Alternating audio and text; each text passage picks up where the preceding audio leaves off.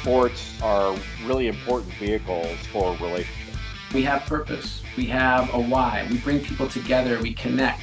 I feel like God is our greatest supporter and our greatest coach. Welcome to Rabbi on the Sidelines. I'm Rabbi Sherman from Sinai Temple in Los Angeles. This week we are joined by a basketball legend, both in the sports world and in the Jewish world. 1981 through 1983 Jewish All-American at Holy Cross.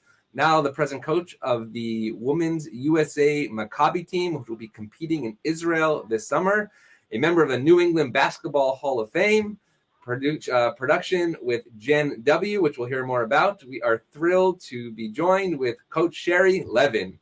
Coach, it's so good to have you, and welcome to Los Angeles. Well, thank you. From a cool and windy Massachusetts. Yes. Got it. From a sunny and warm Los Angeles. It's good to connect. I'm so thrilled to have you on the show, both with the idea of sports and faith. And it's because I read an article just a couple of weeks ago that really brought, I think, a lot of joy to the Jewish world. And that story was about a mezuzah. So let's start about the story of a mezuzah at a Jesuit college of Holy Cross. Let's start there, and then we'll work backwards. What was that about? How long do we have for the podcast? Absolutely. We're here all day. All right. Well, first of all, thank you for inviting me. This is terrific. I was just listening to your tease. You have some really wonderful, talented people on, so I am thrilled to be part of that circle. So thank you for that. So the story, I'll give it in as nutshell as I can. I did attend Holy Cross. I attended Holy Cross back in 1980. In those days, recruiting was very different than it is now, and I had not determined where I was going to go to school. It was March. We were in the state semifinals, very competitive. I wanted to stay close to home, so I was looking at some Ivy Leagues as well as Boston College and Boston University, who are great schools near my home. Excuse me. And my dad had heard in the stands that Togo Palazzi was named to the head coach of women's basketball at Holy Cross. I had seen Togo when I was a sophomore at a basketball camp during the summer, and was sitting in the front row. I was that kid, eyes wide open, just soaking up all the information. And Togo was an absolute inspiration. He was someone who had fire in his belly. And I remember getting home saying, oh my God, I would love to be able to play for a coach like that. So fast forward now to when I'm a senior and I hadn't made a decision, which was in April. And when I got home, my dad told me about Togo. And we said, you know what, maybe we should look at Holy Cross. The part of the story that Togo and myself haven't quite figured out yet was who contacted who. Did I reach out to Togo, on the phone, old school, or did he reach out to me? However it worked out, I went one day and, Togo took me around the campus. He rolled out the red carpet. He had me meet the other Jewish person on campus. He had me meet Ronnie Perry Jr., showed me the facilities. And I sat in his office and he said, we would love you to be here. And I don't know where this came, my negotiating skills, where they came from. But he said, we would love you here. And I said, well, if you can match the offers that I have at the other schools, full athletic scholarship, then you know what? I just felt it in my heart and my gut that this would be a place for me. And he said, I will have to reach out to our athletic director, because at the time, Holy Cross was going to Division I. Oh, wow. Thinking of going into the Big East Conference at the time, which did not happen, but that was the word on the street, is what we were going to do.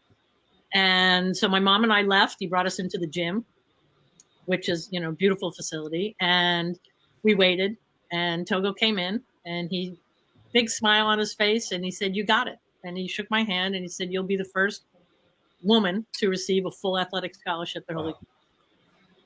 So now I fast forward to the mezuzah story. So I digressed a little bit. Sorry about that. Well, actually, just 1 second about that, because that's fascinating. Number one, you're the first woman to receive a full athletic scholarship. Yeah. Well, what about the faith aspect? It's Holy Cross, and you grew up in the Jewish community. Was that even a question that you were going to attend there, or was it, basketball first, and we'll drag the faith along?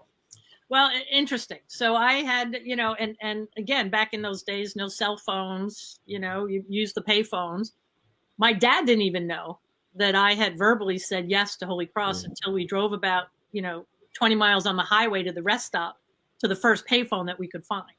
So the I don't want to say it was an impulse, but it was a gut.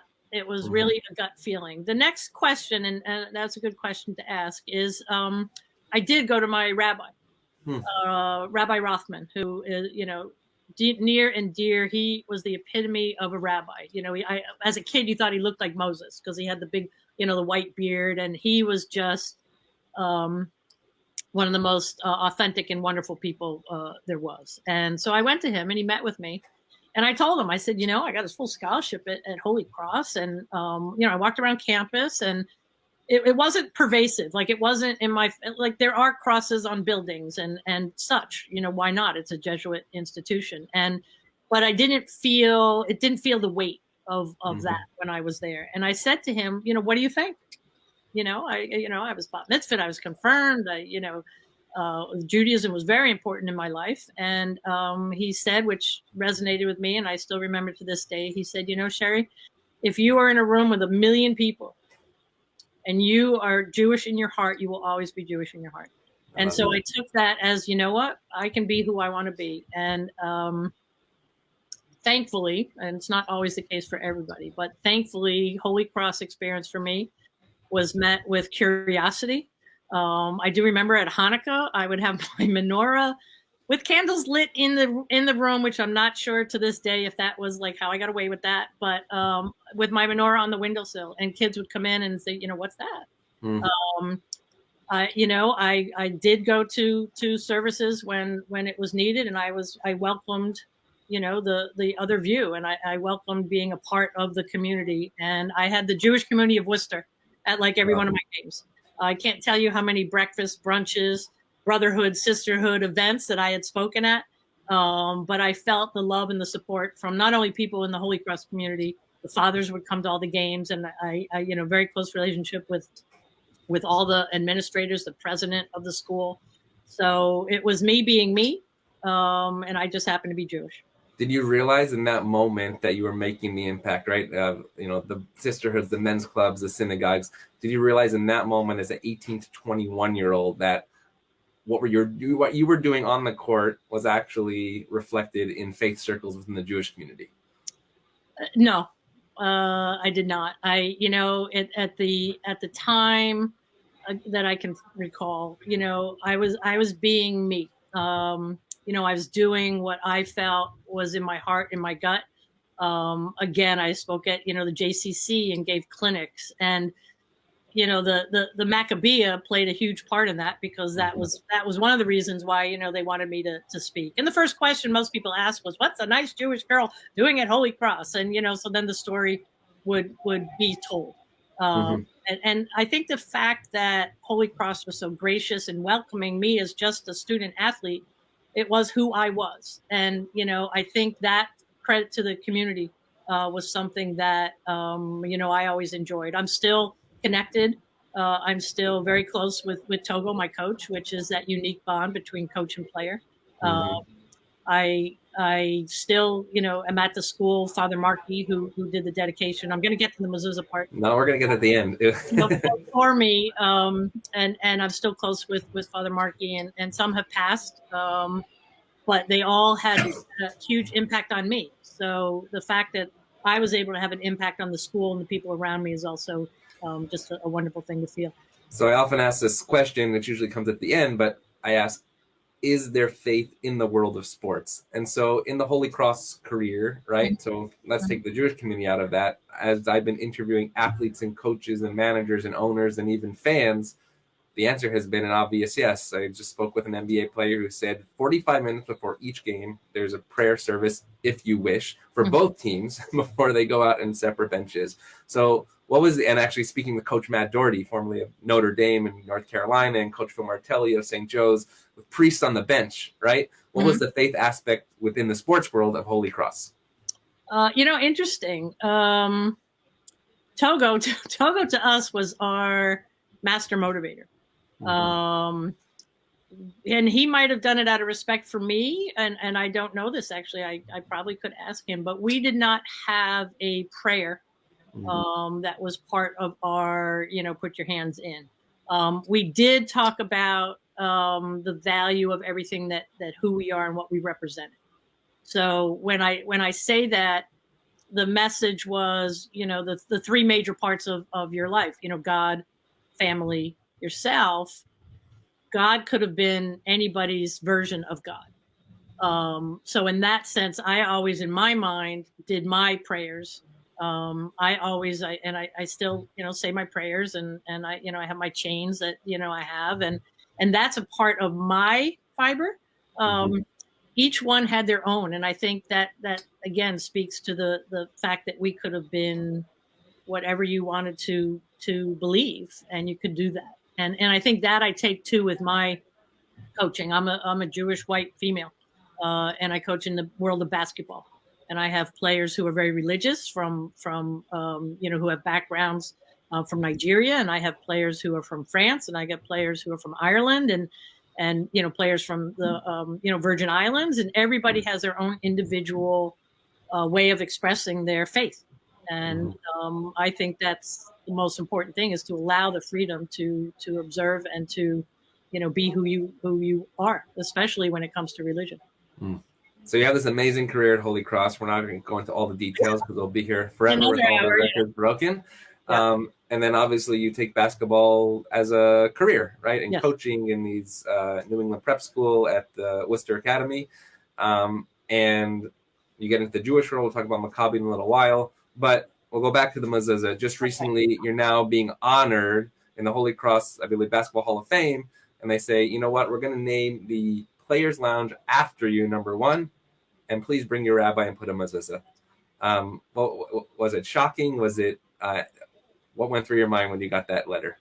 So this is actually a story that I do have to tell a little bit of. Because there's a progression of it. So a classmate of mine, Teddy Lynch, who is just a wonderful classmate, has always been involved with the school, called me a couple of years ago and said, you know what, this is long overdue. You still have the records, and you were the cornerstone of this whole women's basketball program at Holy Cross. You need to be recognized. I'm like, well, thank you. I appreciate that. And so this was kind of a progression where I was at an event pre-COVID, alumni event, reunion weekend. We were honoring another classmate, and Ted gets up there in front of all my classmates and said, we're going to do this. Sherry deserves it. And he went through, my list. I actually was inducted into the Holy Cross Hall of Fame in the first year of eligibility, which was in 1989. That's a long time ago, right? So, so again, fast forward, and they gave me a standing ovation, and I was seated at the president of Holy Cross at the time's table, and he's standing, and I'm sitting there, and my friend's like, stand up. I'm like, what do I do? What do I do? So at that moment, I kind of felt the love and the fondness. Oh my gosh. Okay. There's some. I'm prepared. The one on the left, I think, is very, very, indicative of kind of the way that I played. But so he started the wheels in motion. And then finally, after COVID, and he's like, okay, we're going to do this because guess what? Our class gave the most recognition and the most support of any class. And he said, I talked with the alumni and development, and here's the date and what we would like to do. And he went through, we're going to name it the Sherry Levin's Women's Basketball Lounge. And we're going to have a dedication. And typically, a father will bless the space. And I said immediately when he said that, I said, I would love Father Markey, who was my dean of students when I was there, to be that person. And he's emeritus right now. He's retired on campus. And he said, well, I'll reach out to him. And then he said, and would you like to have a rabbi also bless the space? And I went like, wow. You know what? That would mean the world to me. And in my mind, again, I was in the Holy Cross community. I was someone who went to Holy Cross knowing it's a Jesuit school, knowing about their teaching, knowing that I was going to be in their community. So I never questioned, like, well, what about me? And so when he said, would you like a rabbi? I was like, wow, you know what? That is really special. Yes, I have a rabbi. I love saying that I have a family rabbi. And I told Rabbi Gervis that. I'm like, I have a rabbi, you're my rabbi. And we should all listen to Coach. Right. And then he said, and would you like to have a mezuzah? Wow. And at that point, I got a little emotional, and I was like, wow. I said, I never would have gone to that point, right? Because I know what a mezuzah means, right? Being Jewish faith, everybody knows what a mezuzah means, but no one at Holy Cross would. And so I said, you know what? Especially in the times that we live in, that would be amazing. So it went from, we're naming this space. We're going to do the regular thing that we always do, but now we're going to look at you as Sherry Levin, and not only what did I do on the court, but I guess the person that I was and how they can broaden. And I for the Holy Cross community to do that, it was really, really unique and really, really special. So the day went, Father Markey read a very long and beautiful thing of my accomplishments and what I meant to the school. He blessed the space with holy water. And then we went to the door where Rabbi Gervis did a masterful job. I was wondering, I'm like thinking after Father Markey did his thing, I'm like, okay, Rabbi, now it's your turn. What are you going to bring? And he did just a masterful job of explaining the meaning, right? Not just to a room of Jewish people, but to a room of people who knew probably nothing about the mezuzah and what it meant. He did a masterful of explaining it, what it was, what it meant. I got to attach it to the wall where it sits now, and there's also a card that does explain it in in very ecumenical, very beautiful terms, so that everybody who goes in and out of that is probably going to say, what is that? And they're gonna see the plaque, and not only will they see my name, but they're going to see what it means. I will say that Ted was very funny when he was telling me about the mezuzah. He said, can I buy one? Can I get it on Amazon? Like, where do you get one? And I said, well, I can ask some friends, because I didn't want to buy one and give it to him. That's what I was going to ask. Which mezuzah did you choose? Exactly. Well, so then the story goes, he says, we're going to have to get one that's very sturdy, because he said, like in Notre Dame where they hit the wall, and where they rub the rock. He said, you got to get a sturdy mezuzah so everybody runs out of the locker room and rubs it for good luck. And as it turns out, there was another Jewish student at Holy Cross who, last name Cohen, I can't remember his first name, but way before me. And he wrote to the school and he said, I have been holding this mezuzah. Wow. For some special occasion, and I would like to donate it. Oh my gosh. So he did. And it is, it sits there, and it is beautiful. It is beautiful. Well, I think it's beautiful, not just the physical aspect, but the words that are in the mezuzah are in fact the shared text between both faiths, which is the Shema and the declaration of our faith, but also the first line, V'ahavta et Adonai Elohecha, you should love your God, as you said, with all your soul, with all your heart, with all your might, which I think is a beautiful basketball and sport message. But also the other piece that I think is what you do so well in your life, and that's coaching, the Shinan Tam Levanecha, you should teach your children. And that what you do on a court is not just obviously teaching a chest pass or a bounce pass or a layup, but it's actually these lessons that these young people will take for the rest of their lives as well. Yeah. Wow, that's amazing. So you have I will say one more thing, and those are beautiful words, Rabbi. Thank you. Father Markey, when he was talking about the locker room as a sanctuary, and it makes me interesting that those words make me choke up, because the meaning of anybody listening to this who has been part of a team and has been part of a team in a locker room, and my girls, I'm always saying, this is our place. What happens in the locker room stays in the locker room.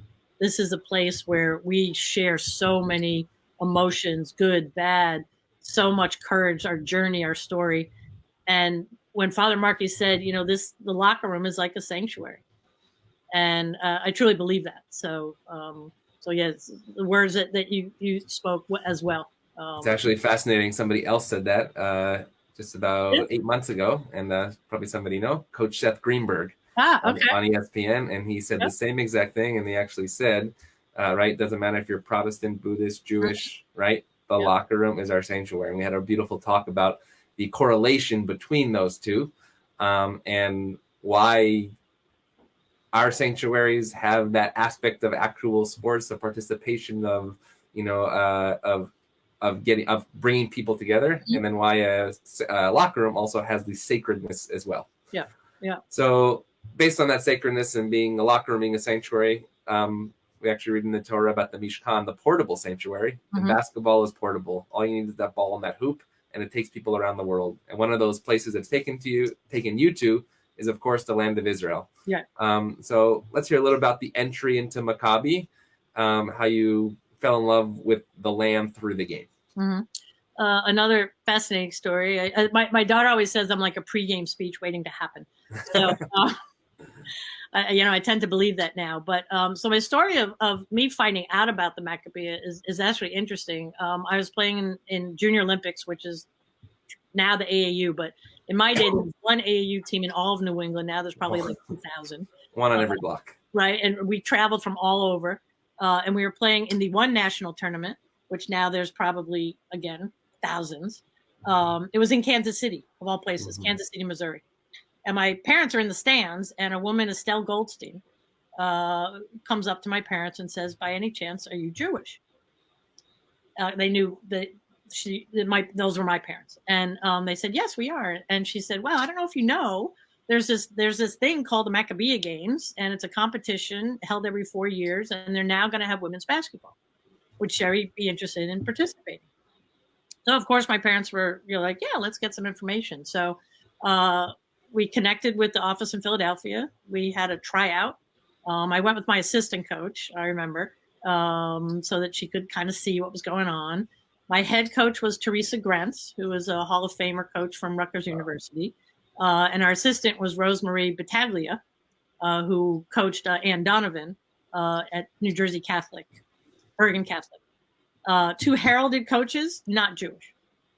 And I made the team, obviously. And we had a pre-camp. I think it was a week-long pre-camp where we had triple sessions. We stayed and we were home housed in Monmouth Community College.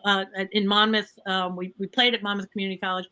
We were housed in the Monmouth community, Jewish community. They were very wonderful people to us. And I remember, because they were very religious, on Saturday, we ended up taking cars and going to Atlantic City, because you couldn't do anything during Shabbat. So we're like, okay, what can we do? So we, took a ride to Atlantic City. And then we went to Israel. And I remember... Was that your first time in Israel through sports, or you had been before? I had a journal. I'll tell you one of my favorite stories. Everybody will talk about the opening ceremonies. It was interesting. In 1981, we were organized in such a way that when we marched in, we were in very neat rows. We all were organized. We went around the track in very neat rows. I remember walking by Menachem Begin, who was sitting in the stands, and with my camera, the old cameras. I took a picture. I still have that. And then, we sat, we were entertained. We then went to accommodation centers that housed us by sport. So all the basketball teams, men and women, were at it was the Avia Hotel, which I don't know if it still exists. It was about 20 minutes outside Tel Aviv. And I will never forget this night, because, I will say it all the time. But before I do, like, the opening ceremony is the one thing, in addition to Menachem Begin, there was entertainment. But to stand and to sing the Hatifa, never gets old when you're with 55,000 people. Every time I go, there's tears in your eyes. It's just one of the most memorable, magnificent experiences. And so in 81, I get chills thinking about it. And then every other year that I went back, the same thing. But the accommodation centers, again, we're all housed by sport, so you're from all different countries. So they have a Shabbat dinner for us. So we go down and everybody's sitting at their round table. Venezuela, France, Argentina, Belgium, Germany, every country that had teams was all here. And of course, the USA, we sat together with the men's team. And so we had dinner, and then they brought in, folk singers. And when the folk singers started to play, it didn't matter that you couldn't speak English. It didn't matter that you couldn't speak French. It didn't matter that you couldn't speak, Spanish. But that moment, everybody was up, dancing around the room, arm in arm, knowing the same songs. And it was such a powerful moment to realize the strength of the diaspora, Hmm. to realize that I can't speak French, but this person and I know the same dance, know the same, Hine Matov, whatever the song, and we're dancing around the Haba Nagila, that we all do those same prayers. And that was just a really powerful indication of the meaning of the Maccabiah. And, after that, I worked for the committee. Bob Spivak, who was the president at the time, offered me a job. I'm like, okay, moved to Philadelphia. Then I went back in 85 and 89 and 93. And then now I'm coaching. So the experience, it's part of my life. It's part of my fiber. And so what's it going to mean this year when we basically had to skip it last year? And you just said, realize the strength of the diaspora. Yeah. That is so important right now in the Jewish world and the world at large, when we have such a divisive and polarized world, that this ball and those songs of Hine Matov and Hatikva are the one thing that can actually bring us together. So what's that going to mean this year when you're taking this new group of young women to Israel, many perhaps for the first time, right, after or during whatever this is now, a pandemic? Is that the same as your 1980s experiences, or is it something completely new? I would say that every one of my experiences has shared some different light. And being in Israel, to me, is one of the most special things that you could do as a Jewish person, because we live in a world in the United States where if you're in a small community, if you're a small part of something, which we are, 1% in the world.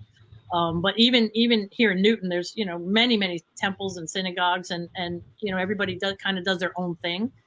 In Israel, Friday afternoon to Saturday night, the country stops, basically. Like, everybody goes to the beach, what I found in Tel Aviv, and in Jerusalem, nothing really is open. So the fact that you're part of that, where it seems so normal, where it just seems that, guess what, this is part of our life, this is part of our schedule, and we will stop on Friday afternoon and we will continue on Saturday night, to me is really just a remarkable thing. I think each one of my players, I think, has experienced something very unique, and whatever degree that is. And my job as a coach is not to tell them about my experiences, but to allow them to be open to accepting everything. So when we are there, I am very cognizant of making sure they understand what goes behind this. It's not just, hey, we're having a Bedouin dinner in the desert, but we went to Masada.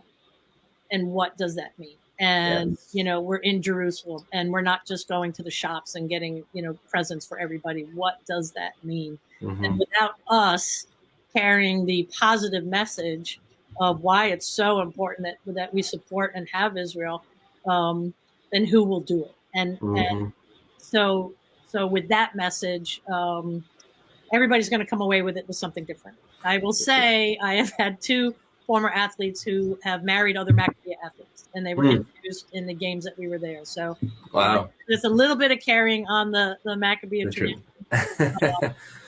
Well, it's interesting that, we're speaking about the Jewish athletes that go to Israel, and I've been blessed over these last 2 years in hosting this podcast to often interview athletes who are not Jewish that happen to then play professionally in Israel as well. And those, when we talk about the diaspora to come back, what that means as well. Maybe have you come into those athletes as well that have not Jewish, have an amazing college career, and Israel's an amazing place for women's basketball right now, to go there. Yeah, it is. I actually, I haven't had too much personal contact. I know of players who go there and go overseas because it is such an opportunity. Shea Derone. Yeah, of course, from Maryland. He played at Maryland, right? And I'm good friends with Brenda Fries, who's an outstanding coach at Maryland. And 2017, when I was going over, I said, you know what, I would love to connect with Shea Derone, because she's back in Israel doing, great things with women's basketball. And so Brenda connected us, and I brought Shea to meet our team. And Shea talked with, our athletes about, what it meant to even be at Maryland, to win a national championship, what it means to be in Israel. We were staying at the Kfar Maccabiah at the time, which is in Ramat Gan outside of Tel Aviv. And so she came and spoke with us. Really amazing kind of view that my players had. I will say that since then, 6 of the players that were on the 2017 had played professionally in Israel. Oh, that's amazing. So different levels. Right. But six of our But they chose to go there for their professions and one careers. got a master's at Hebrew University in Jerusalem. Well played. Wow. And like I said, 5 others had played at different levels. I think 2 of them are still there. So that to me is that extra connection. Yes, they're Jewish, but they got to be in Israel. They got to start their basketball career after college professionally, however long that lasts, however the experience is. And where do you find these players? Do they find you? Do you find them? I'm interesting. When I talked to Peter Kurtz, the general manager of the Israeli baseball team, he was basically looking for Jewish names in the majors and the minors. Is this something that happens as well? That, you know what, you don't even know what can exist? Or do they say, you know what, no, I'm signing up and there's a wait list? How does that work? I have to say, so we had the tryouts in August. I can't remember when I was appointed. It was sometime last spring or winter. That it begins. It's so much word of mouth, and I do hate to say that one thing of the Maccabiah we have always said it's the world's the best kept secret. A lot of these women hadn't heard about it, and I remember reaching out to a couple of post players who are Ivy League, Yale and Princeton, and their sisters, Camilla Emsbo from Colorado. And their assistant coach said, "Oh, did you know she's Jewish?" I'm like, "Oh, yeah, no, she's 5. Let me, So immediately, called her up. And unfortunately, one of the sisters tore ACL, so she wasn't not able to make it. But a couple of others I had reached out to years before. They were for the younger team, and now are now able to make it. A couple from Harvard. A lot of it is the word of mouth, and I'll look at rosters too. I send out emails to every coach I know, about recruiting, and say, hey, if you have a Jewish player, a couple of names that I thought were like, oh my God, this kid's in Indiana, and she's, is a Jewish name, and I reach out to the coach like, no, sorry, not Jewish. I'm like, okay. So in that sense, it's trying to get the word out. It's connecting with coaches, with people within AAU. Now that I'm coaching the Open, it's all about the collegiate players. We're trying to get the most talented player that we can.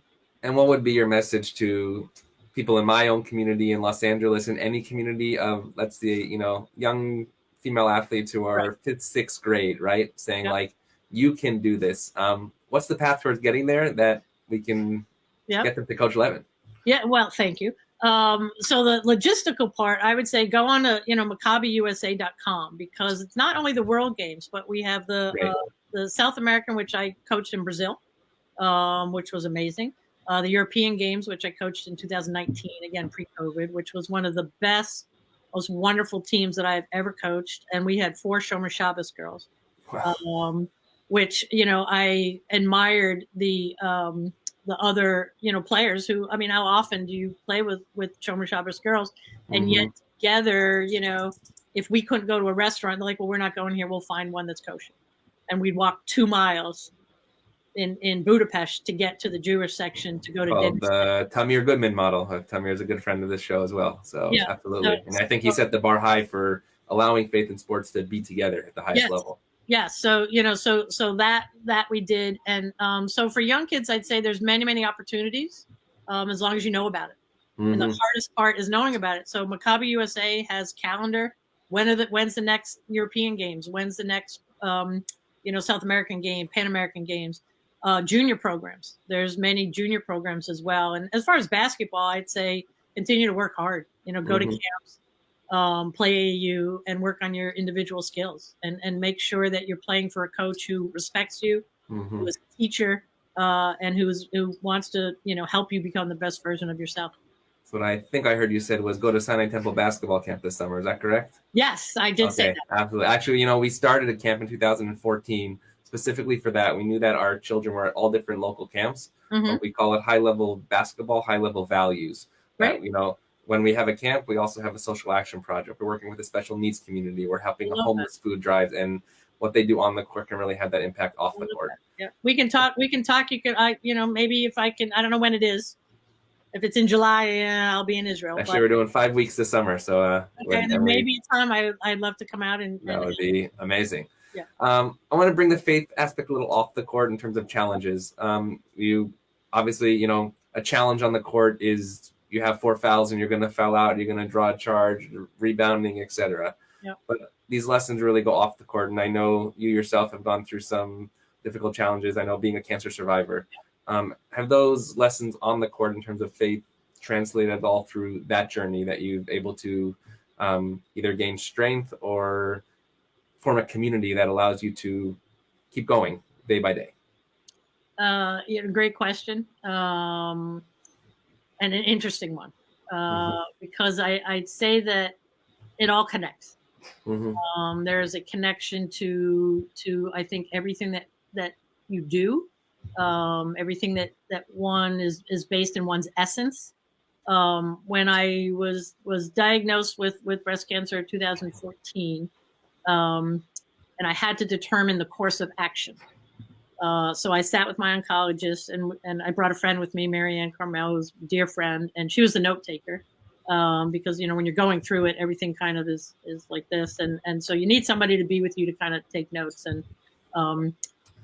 we were going through every different possibility based on my individual case. And I'll never forget, my oncologist said, because I was like, well, what do you think? And he said, well, here's the facts and you have to decide. And I'm like, but you're the professional. What am I, And he said, let me give you a story. And he said, if my mother-in-law and my mother were diagnosed with the exact same thing, they would both choose different courses of action because based on their personality.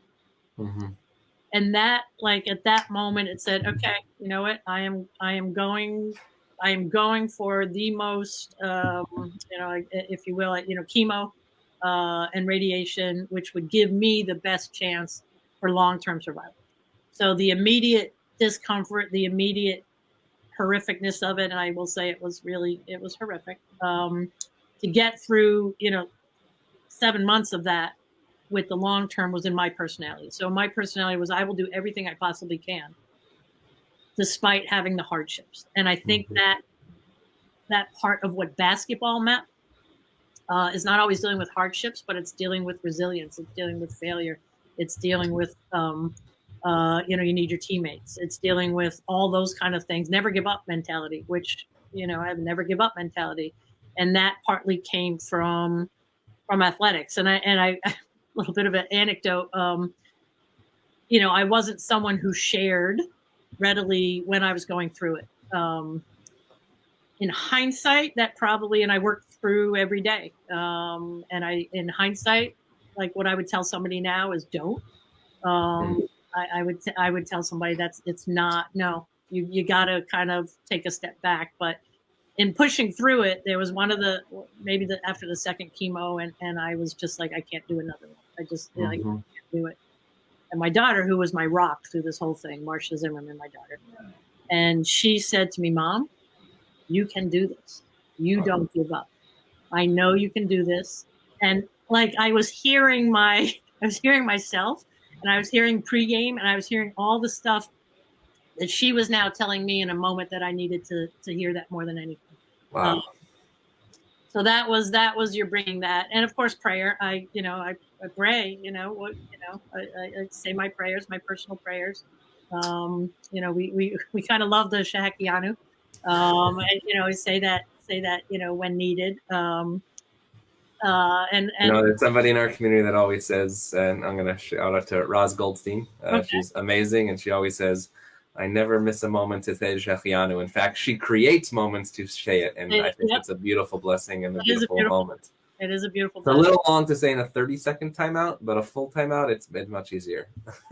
Absolutely. So in that sense, people ask me too, oh, your brother, what did you learn? How did it change you? Is the question I always hear about, being a breast cancer survivor. And I will say that in addition to what I just said, it really brings out who you are and your essence. But I also learned who around me is truly around me to support. And you learn that, family, friends, you learn who's going to stick by you when in need. Those moments of, if anybody knows someone out there going through, a hardship like cancer, a meal. It wasn't actually, it wasn't a meal for me. It was thinking about how am I going to feed my daughter. So it was taking that away. And And so, relying on family and friends. And then the third one is, things go by now. Like something that might have really got to me 6-7 years ago. What am I now? 6 years out. Now I let roll. It doesn't, but what big deal, right? Big deal. And you move on. So you really get that. I hate to say that it brings that sense of priority and what's really important in life. So I want to ask one last faith question, and that's about the shamash, the candle that we light the helper candle for all the Hanukkah lights. And I read a beautiful story that you used that story in the huddle once to a group of athletes who were not Jewish. Yeah. What was your reaction when they said, let's be a shamash? And why did you decide to bring that to the huddle? And what was the effect of that? Yeah. So Andrew, it wasn't a huddle. So it was my pregame. Oh, nice. So every day, and I do hope that when you talk to my former players and current players, that they will say one of the things that they enjoy most is as I do put a lot of time and thought into my pregame speeches. As I said, my daughter thought I was a pregame speech waiting to happen because we'll be driving along and I'll see something and it will hit me in such a way I'll go, oh, that can be a pregame speech. I love that. So it happened to be Hanukkah time. It was this past December, and my team this year is very talented. A lot of great players playing together for the first time. And our challenge, and we're working on it, and we're making great progress as we hit like our final 5 games, is that they all are self-focused. They're not selfish. They're self-focused. So each one has their own goal, and it's not just to win games, but if they have an open shot, someone wants to take it as opposed to making a good shot a great shot. So we're working on that daily. And so I walk in, I thought, you know what? The shamash, the meaning of it is that, and there's many meanings, but you probably know more the academic version. But in my lay version is, the one candle does not lose any of its own light by lighting the rest. And it's the leader.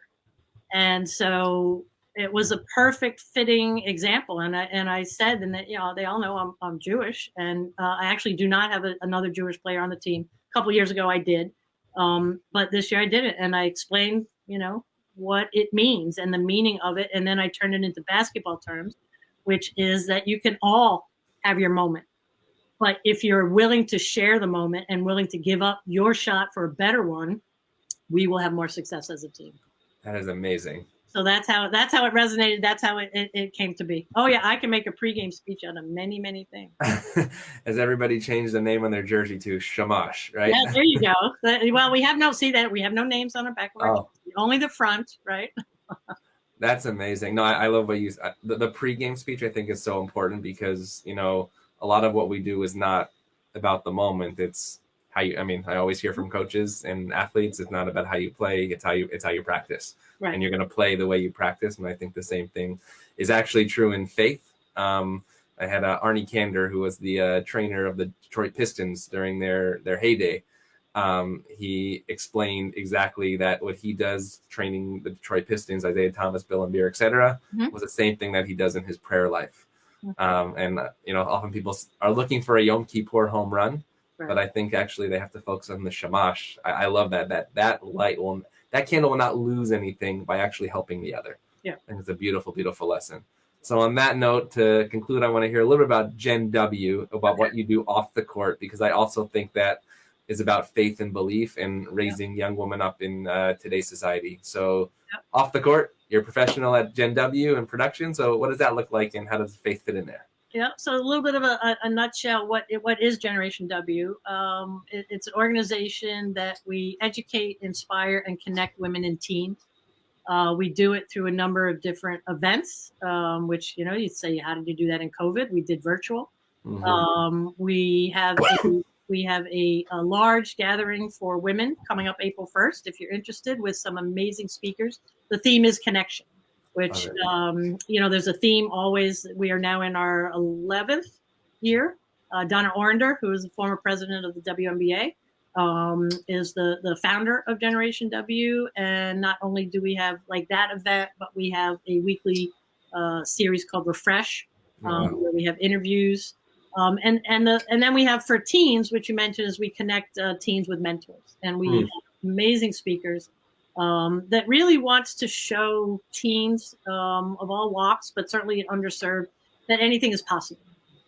We have a book called Wisdom, which is a compilation of letters written to my younger and future self, which is an amazing book.